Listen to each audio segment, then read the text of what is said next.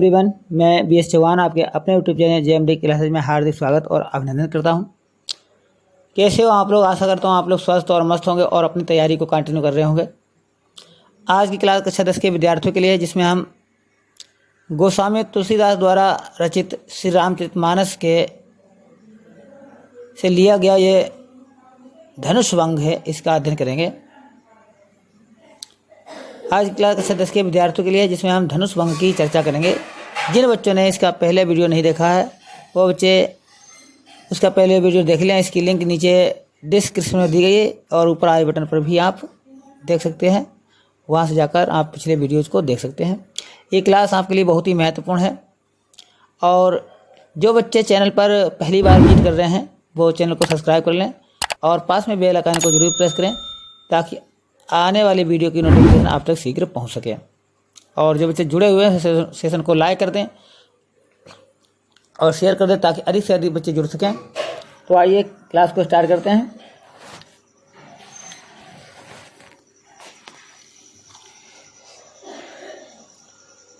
प्रभु चितई पुनि चितव मही राजत लोचन लोल और खेलत मन सिज मीन जुगु जनु विधु मंडल डोल।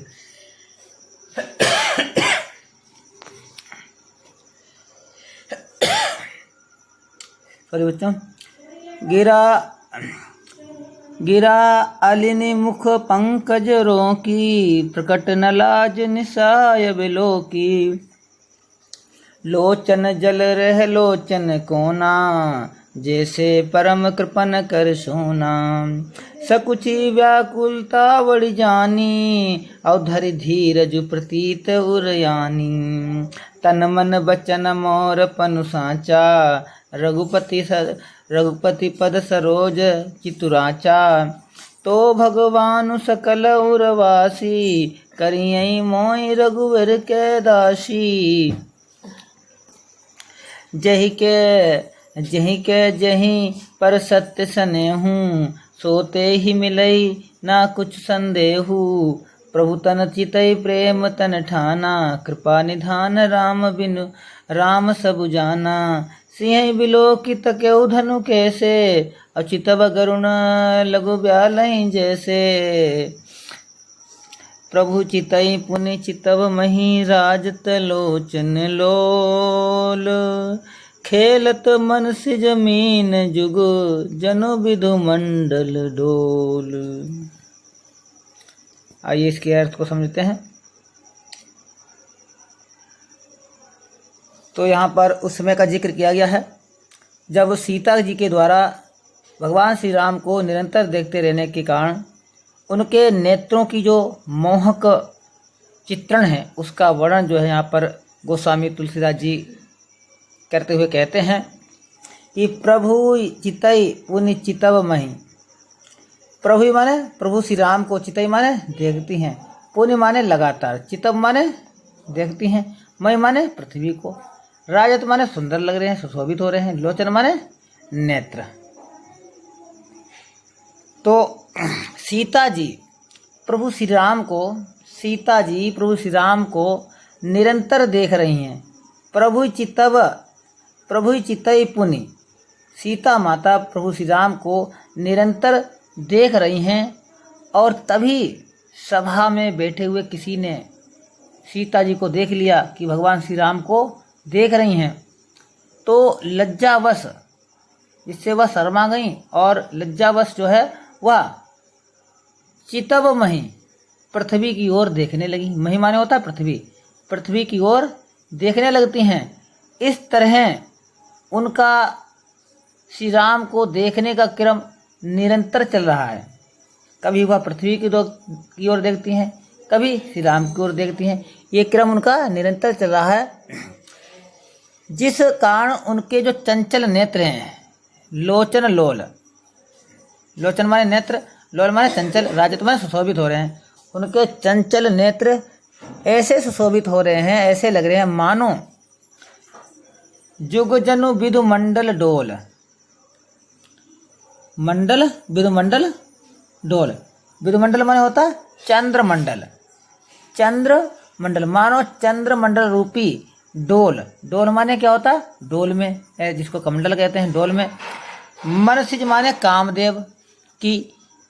मीन, मीन जुग, मीन माने दो मछलियाँ हैं, ठीक है, दो मछलियाँ दो मछलियाँ। जुग, जुग माने जल में। अब खेलत माने क्रीडाएं कर रही हूँ।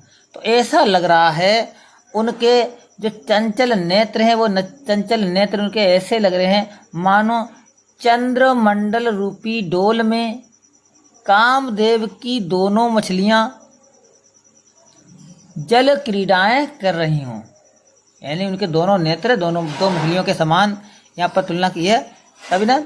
तो इस प्रकार से उनके सुंदर नेत्र प्रतीत हो रहे हैं। गिरा अलिन, यहाँ पर बच्चों मिस्टेक है, यहाँ पर अलिन होना चाहिए, लिन, ठीक है बच्चों। इसका मतलब होता है भ्रमरी, भ्रमरी यानी भवरी, एक भवरा होता है, एक भमरी। तो यहाँ पर देखिए गिरा, गिरा माने होता है वाणी, गिरा माने वाणी। अलिन माने भ्रमरी। मुख पंकज, मुख रूपी कमल रूपी मुख को, मुख रूपी कमल को, रोकी माने रोकना है। तो सीता जी की वाणी की यहाँ पर जो है असमर्थता प्रकट की गई है कि सीता जी अपनी वाणी से व्यक्त नहीं कर सकती हैं, अपनी वाणी से उस दृश्य को व्यक्त या नहीं कर सकती हैं कि गिरा अनिल मुख पंकज रोकी।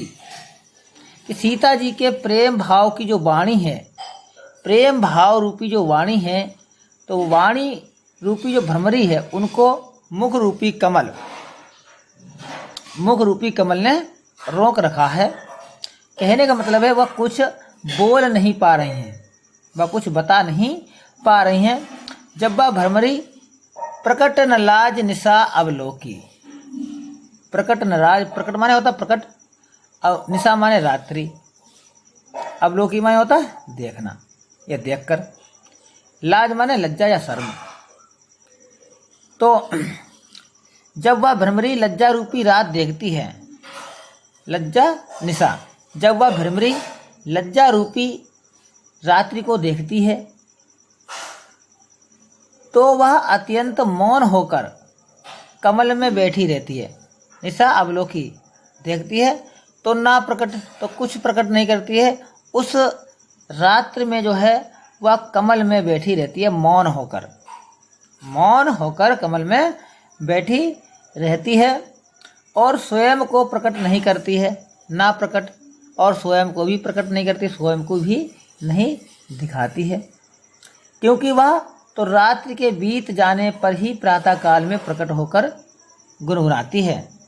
क्योंकि जो भ्रमरी है वो रात्रि के बीत जाने पर ही, जब कमल खिलेंगे तभी जो है वह प्रकट होगी, तो प्रातः काल होने पर ही वह गुनगुनाती है। कहने का तात्पर्य यहाँ पर यह है कि सीता जी की जो लज्जा है, सीता जी की जो शर्म है, तो सीता जी लजा गई हैं, तो सीता जी की जो लज्जा है वह जो है इस तरह से प्रकट हो रही है कि वह स्वयं को प्रकट नहीं करती हैं। क्योंकि रात्रि के बीत जाने पर ही प्रातः काल में वह उसे गुनगुनाती हैं। लज्जा के कारण सीता जी कुछ कह नहीं पाती हैं और उनके मन की बात मन में ही रह जाती है, उनकी मन की जो बात है वो मन में ही रह जाती है, वो प्रकट नहीं कर पाती हैं। लोचन जल रहे लोचन कोना, जैसे परम कृपन कर सोना। लोचन जल, लोचन माने नेत्रों में, जल माने जल, लोचन माने नेत्रों में, कोना माने कोने पर। आगे वह इतनी भावुक हो जाती हैं जिसके कारण उनकी आंखों से वो अपनी बात को व्यक्त नहीं कर सकती हैं, लज्जा स्वरूप, लज्जावश होकर, जिसके कारण उनकी आंखों से आंसू झलक आते हैं।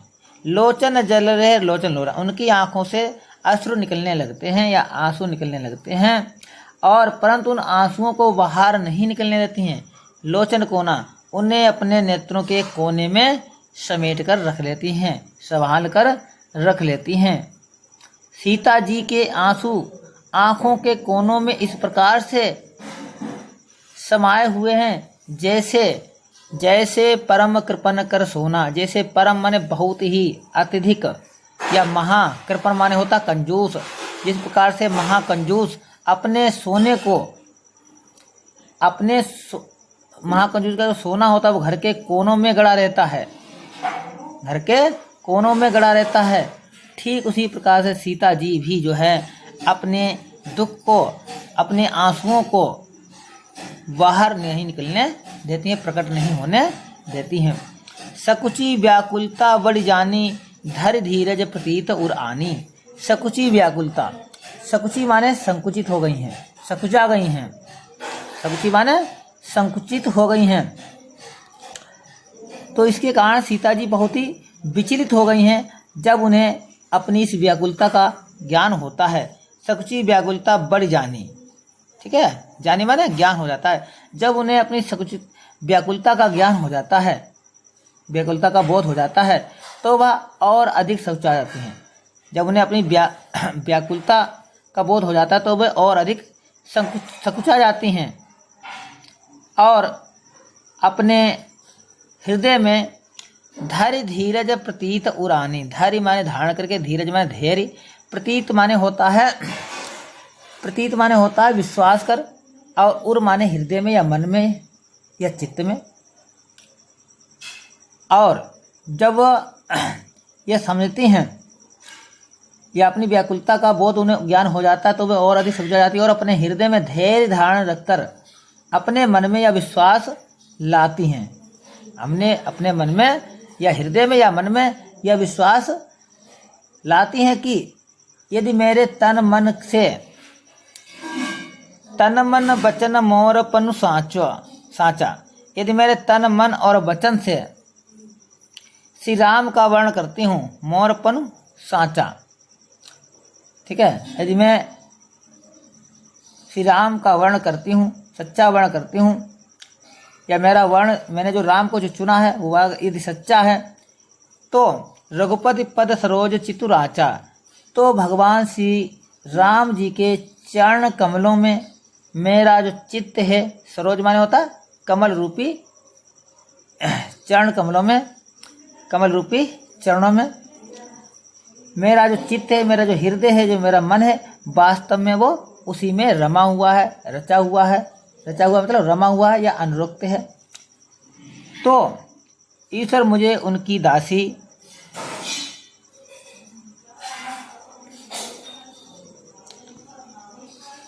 तो भगवान सकल उर्वासी, तो मैं भगवान श्री राम उनके संपूर्ण हृदय में बसे हुए हैं, समाये हुए हैं।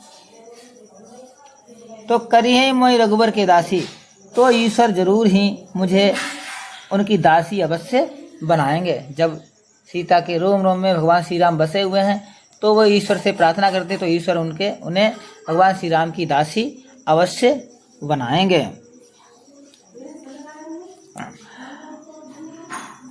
और वे भगवान श्री राम को देखकर ऐसा जो है निश्चय उन्होंने अपने मन में ही कर लिया है, और सबके हृदय में निवास करने वाले भगवान श्री राम मुझे भी अपनी दासी बनाएंगे, ऐसा जो है सीता जी का मानना है। जही के जहीं पर सत्य स्नेहू, सो ते ही मिलई ना कछु संदेहू। जही के तेही पर, जही के जहीं पर सत्य स्नेहू, यहाँ पर बताया गया है कि क्योंकि जिसका जिस पर, जही के जही पर, जिसका जिस पर, सत्य माने होता सच्चा और स्नेह माने होता स्नेह। जिसका जिस पर सच्चा स्नेह होता है, जिसका जिस पर सच्चा स्नेह होता है, स्नेह माने प्रेम, सत्य माने सत्य या सच्चा। जिसका जिस पर सच्चा स्नेह या प्रेम होता है, सो ते ही मिलई न कुछ संदेहू, तो उसे वह अवश्य ही मिलता है, इसमें कोई संदेह नहीं होता है, इसमें कोई संदेह नहीं होता। सोते ही मिले, वही उसे प्राप्त हो जाता है, मिल जाता है, इसमें कोई संदेह नहीं है। प्रभु तन चितई प्रेम तन ठाना, प्रमुतन चितय प्रेम तन ठाना, कृपा निधान राम सब जाना।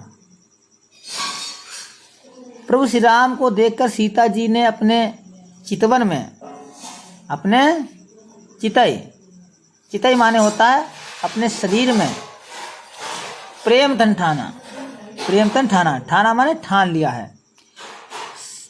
सीता माता ने प्रभु श्री राम को देख करके अपने हृदय में या अपने मन में उनके प्रति जो है प्रेम को ठान लिया है, अर्थात उन्होंने यह दृढ़ निश्चय कर लिया है कि यह हृदय केवल श्री राम का ही वर्ण करता है या चुनता है।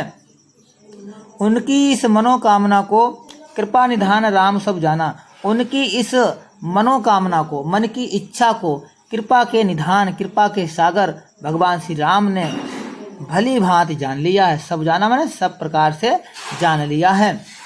सियहि बिलो की तकेउ धनु कैसे, सियहि बिलो की तकेउ धन कैसे, सीता जी की व्याकुलता को देख करके, सियहि बिलो की, हाँ सीता जी को देख करके, इसलिए भगवान श्री राम ने सीता जी को, सियहि बिलो की तकेउ धनु कैसे, सीता जी को देखकर उस धनुष को बिल्कुल इस तरह से देखा। तकेउ माने होता है देखना या ताकना, उस धनुष को इस प्रकार से देखा या ताका। चितव गरुण लघु व्याल जैसे, जिस प्रकार से गरुण पक्षी, चितव माने देखता है, लघु माने छोटे, व्याल माने सर्प को, जिस प्रकार से गरुण छोटे से सांप को देखता है, ठीक उसी प्रकार से भगवान श्री राम उस धनुष को देख रहे हैं।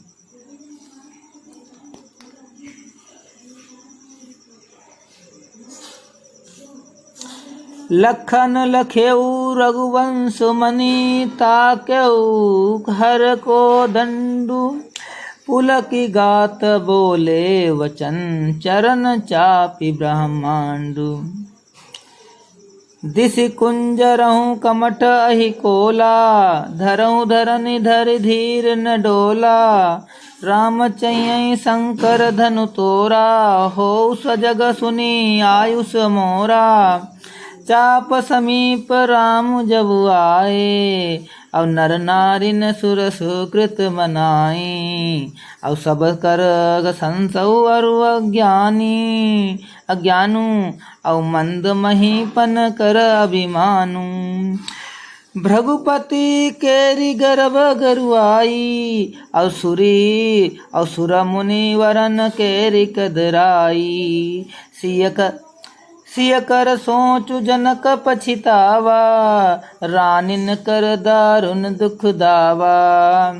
शंभु चाप बड़ बोहित पाई, चढ़े जाए सब संग बनाई। राम बहाउ बल सिंधु अपारू, और चाहत पारू नहीं को कड़हारू। लखन लखेऊ रघुवंश मणि, ताकेऊ हर को दंडू। अपुलकी गात बोले वचन, चरण चापी ब्रह्मांडु। आइए देखते हैं इसके अर्थ को।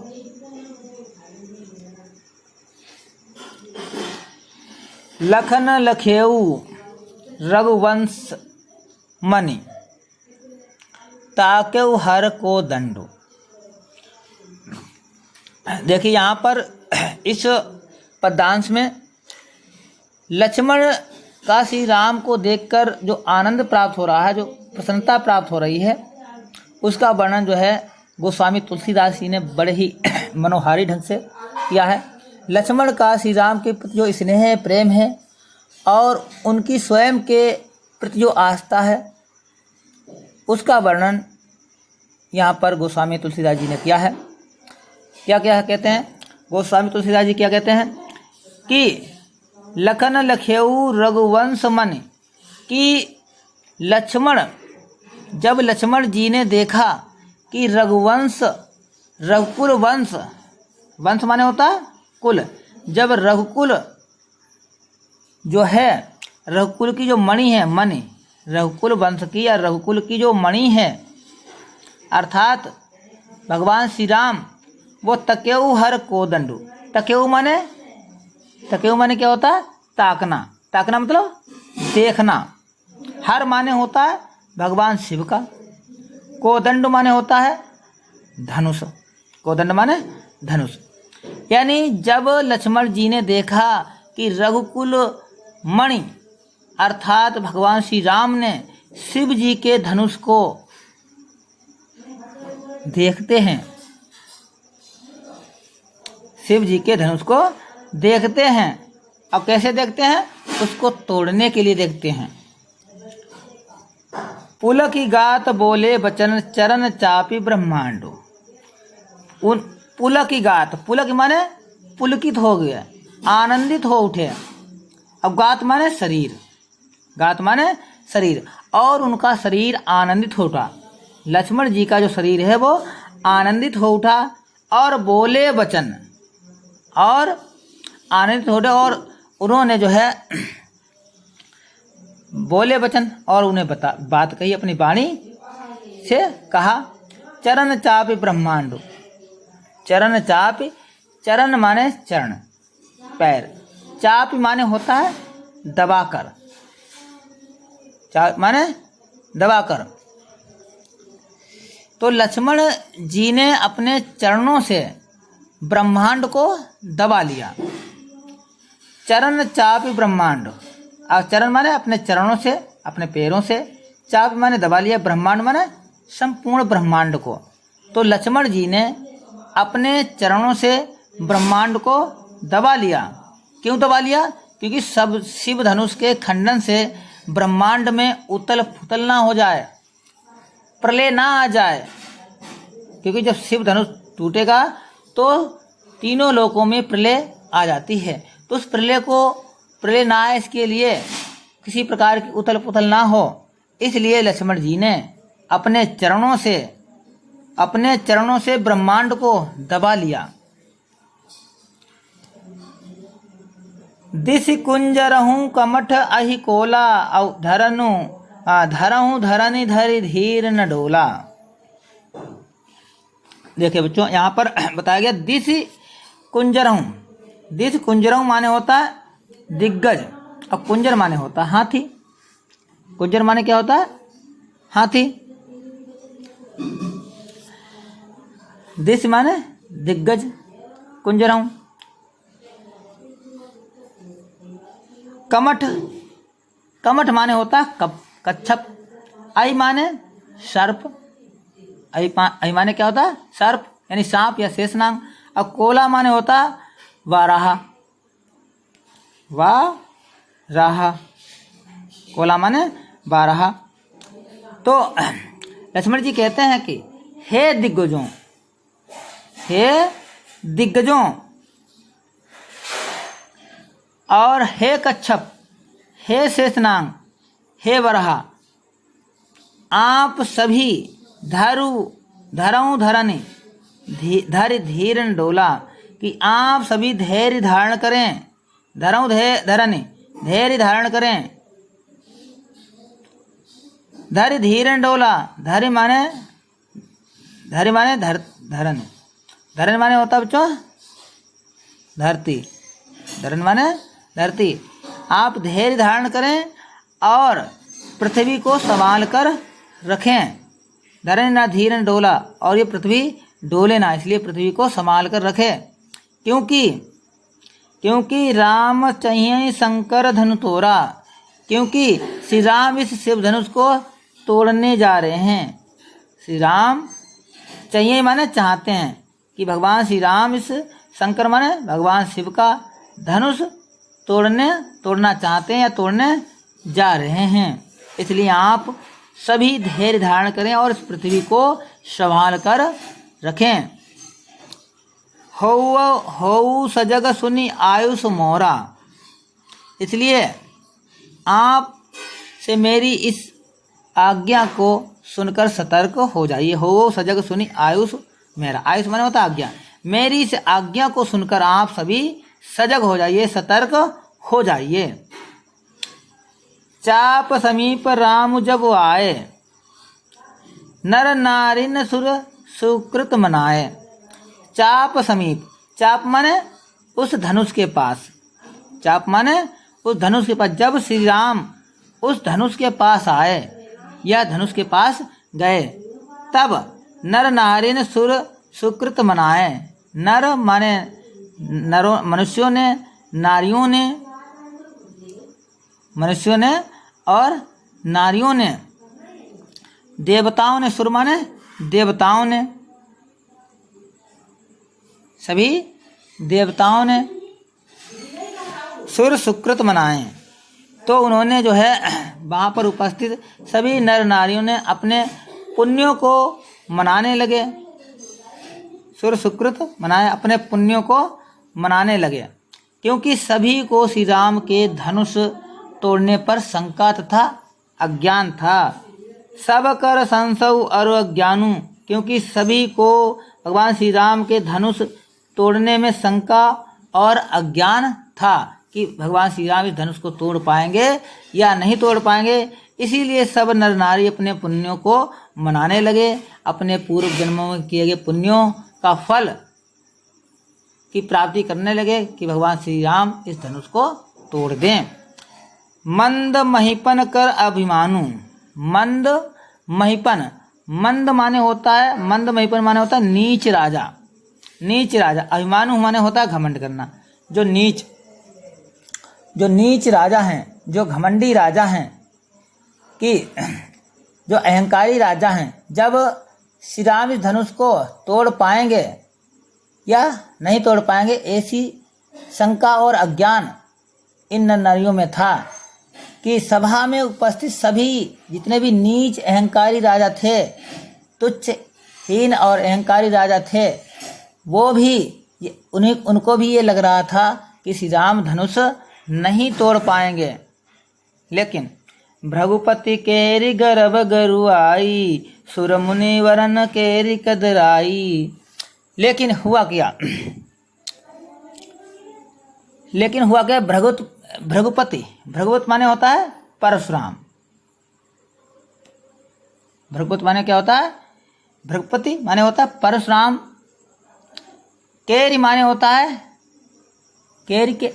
केरी माने होता है के। अब गर्व माने होता है घमंड। अब गरुआई माने होता है गुरुता या भारीपन। तो भृगुपति केरी गर्भ और गुरुआई, तो श्री राम के गर्भ की गुरुता। सुर मुनिवरन केरी कदराई, के मुनिवरन माने सुर माने देवता, मुनिवरन माने होता है मुनियों में श्रेष्ठ, यानी श्रेष्ठ मुनियों ने। कदराई माने होता है कदराई माने होता कातरता या भय।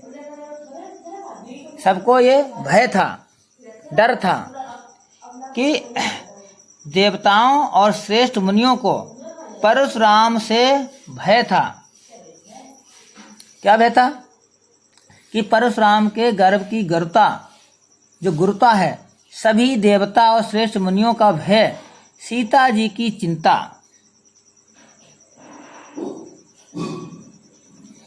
सिय करु सोच जनक पछतावा, और सीता जी की जो चिंता है, राजा जनक का जो पछतावा है। सिय कर सोच, सीता जी की जो चिंता है, सीता के बारे में सोचते हैं तो उनकी चिंता है। राजा जनक का जो पछतावा है, राजा जनक ने जो कार्य किया उसको पछता रहे हैं, उस पछतावे को। रानी ने कर दारुण दुख दावा, और उनकी रानियों के दारुण दुख का दावा। दावा माने होता दावानल, दावा माने दावानल। तो उनकी रानियों का जो दुख है, वह चिंता का कारण यही है कि ये शिव धनुष टूटेगा तभी सीता का विवाह होगा। अगर शिव धनुष नहीं टूटेगा तो सीता का विवाह नहीं होगा, सीता स्वयंवर नहीं हो पाएगा।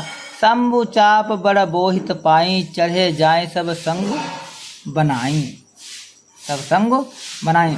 सभी अपनी अपनी चिंताओं से मुक्त होना चाहते हैं और यह तभी संभव होगा। शंभु चाप बड़ बोहित, बड़ बोहित, बोहित माने होता है जहाज। बड़ बोहित पाई, चढ़े जाए सब संग बनाई। संग माने होता है एक साथ।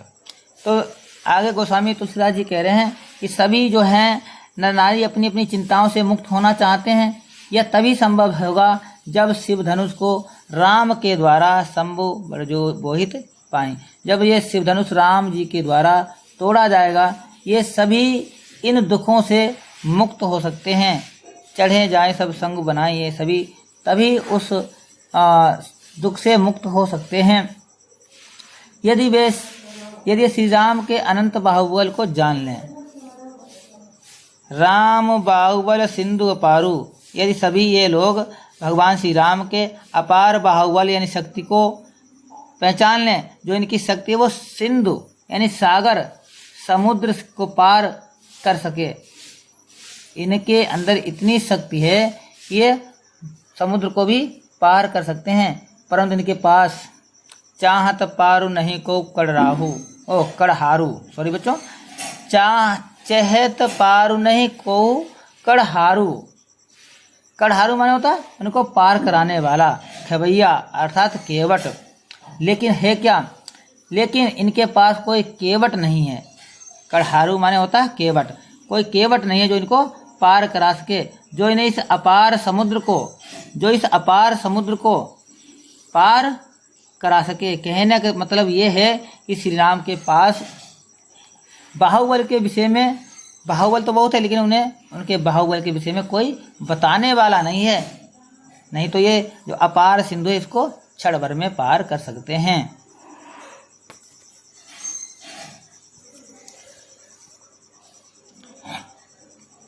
राम बिलो के लोग सब चित्र लिखे से देखी, और चितई सी कृपाए तन जाने विकल विशेषी।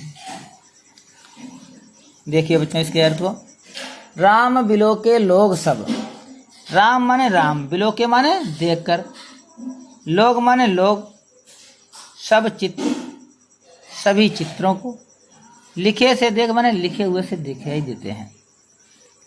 कहने का मतलब यह है कि जब श्री राम ने सभा में उपस्थित, जो सभा में जितने भी सभा में बैठे हुए थे, सीता स्वयंवर में जितने भी लोग बैठे थे, उन लोगों की ओर देखा तो उन्हें सभी लोग जड़ प्रतीत हुए। चित्र लिखे से, चित्र के समान यानी मूर्तियों के समान उन्हें प्रतीत हुए, दिखाई दिए। इसी बात को यहाँ पर, इसी दृश्य को गोस्वामी तुलसीदास जी ने बड़े ही मनोहारी ढंग से व्यक्त किया है, प्रस्तुत किया है।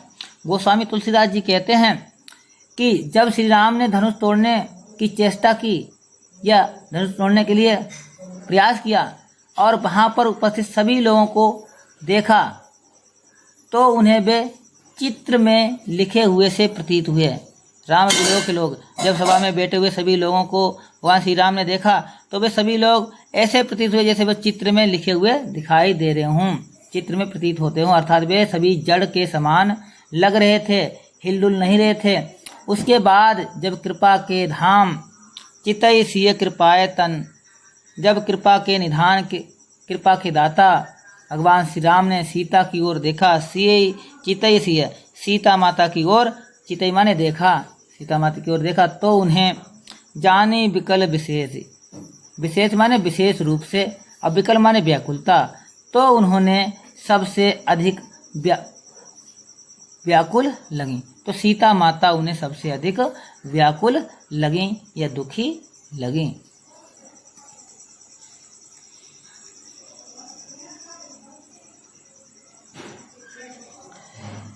देखी विपुल विकल विदेही, और निमिष बिहात कलाप निमिष बिहात कलप समते, त्रिसित वारि बिन जो तनु त्यागा, और मुए करई का सुधा बतड़ागा, और का वर्षा सब कृषि सुखाने, समय चूकी पुनि का पचिताने, अस जिय जान जान की देखी, और प्रभु कुल केल की प्रीति विशेषी, गुरहि प्रणाम मनहि मन कीना, अति लाघव उठाए धनु लीना, दम क्यों दामिनी जिमिस जब लयो, दम के दामिनी जिमिस जिम जब लयो, अब पुनि नभ धनु मंडल सम भयो, लेत चढ़ावत खेचत गाड़े, अब काउन लखा लेक सब उठाणे, तेई छन राम मध्य धनु तोरा, तेई छन राम मध्य धनु तोरा, अब भरे भुवन धुनि घोर कठोरा, भरे भुवने घोर कठोरा,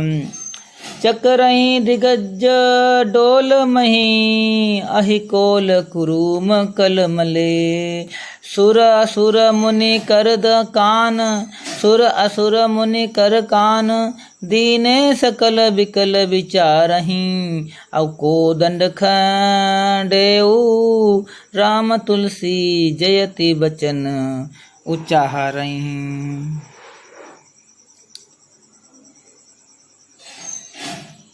देखिए इसके अर्थ को,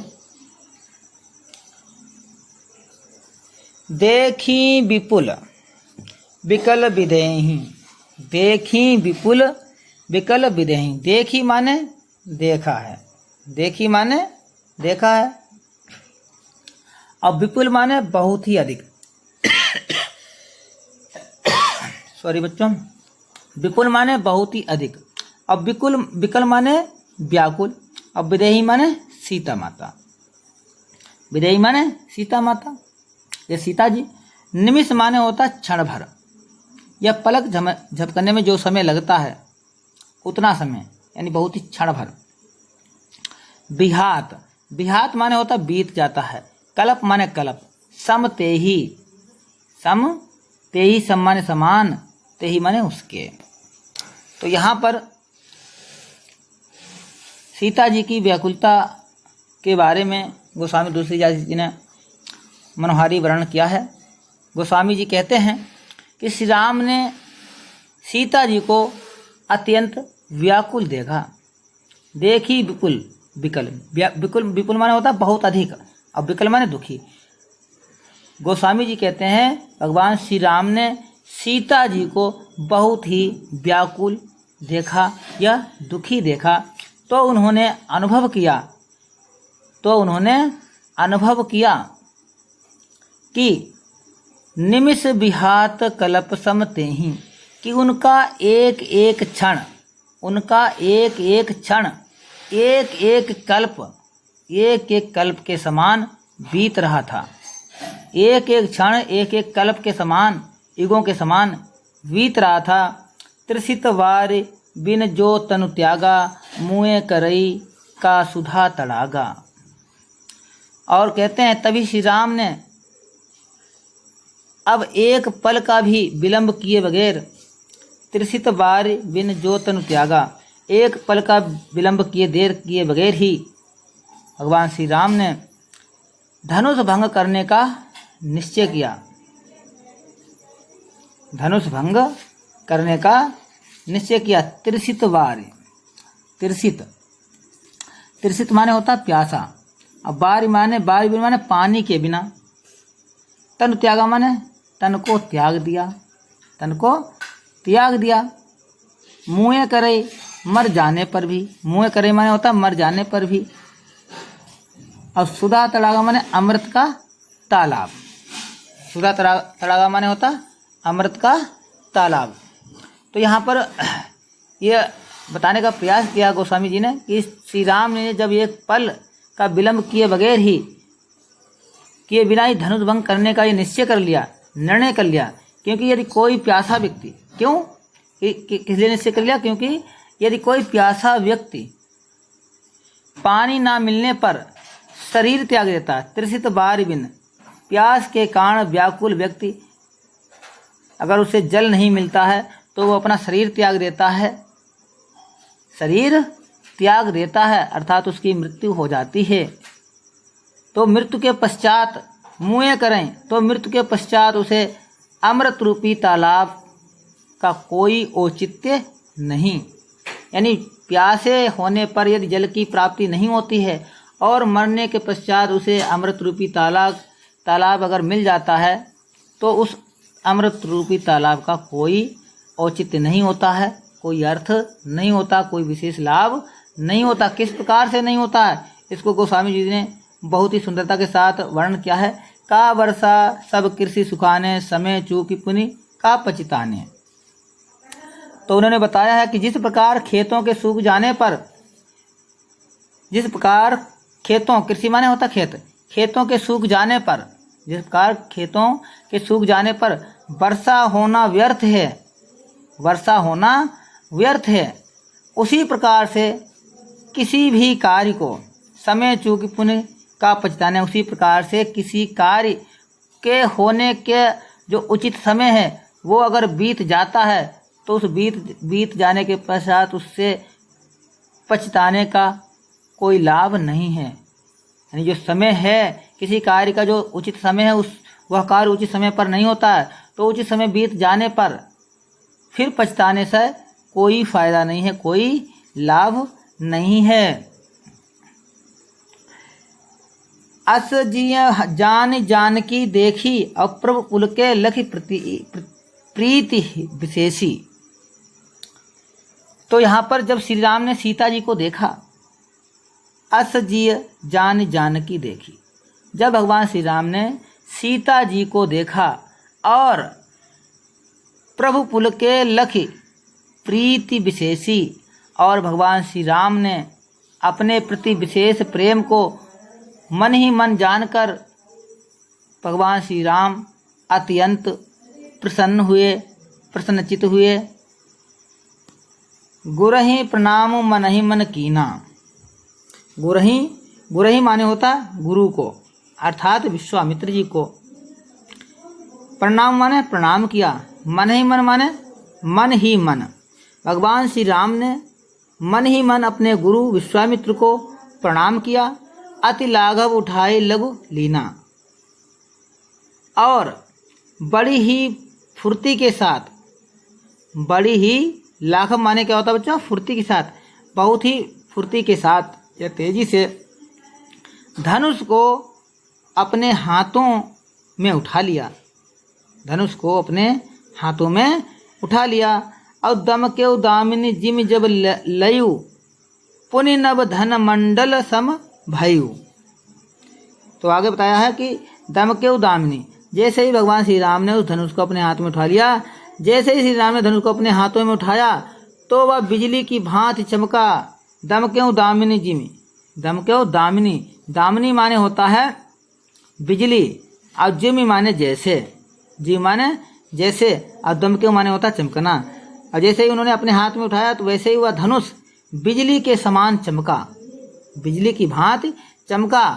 और पुनि नव धनु मंडल सम भयो, और वह धनुष बिजली के समान चमका, इसके साथ साथ आकाश में मंडलाकार हो गया, आकाश में मंडलाकार।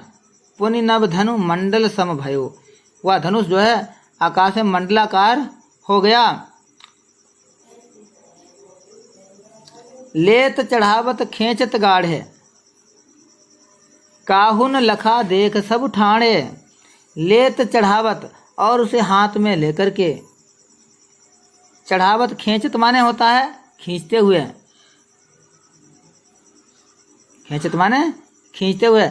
और श्री राम ने यह कार्य इतनी फुर्ती और कुशलता के साथ किया कि सभा में बैठे हुए सभी उपस्थित लोगों में से किसी ने भी उन्हें हाथ में धनुष लेते हुए और लेत चढ़ावत, धनुष को लेते हुए और प्रत्यांचा को खींचते हुए और चढ़ाते हुए, उस प्रत्यांचा को चढ़ाते हुए और खींचते हुए काहुन लखा देख सब ठाणे, किसी ने भी नहीं देखा और सब खड़े रहे, और सब खड़े रहे। अर्थात किसी को भी ये पता नहीं चला कि कब उन्होंने धनुष हाथ में लिया, कब उस पर प्रत्यांचा चढ़ाई, कब धनुष में हाथ में लेकर उस पर प्रत्यांचा यानी डोरी चढ़ाई, और कब खींच दिया।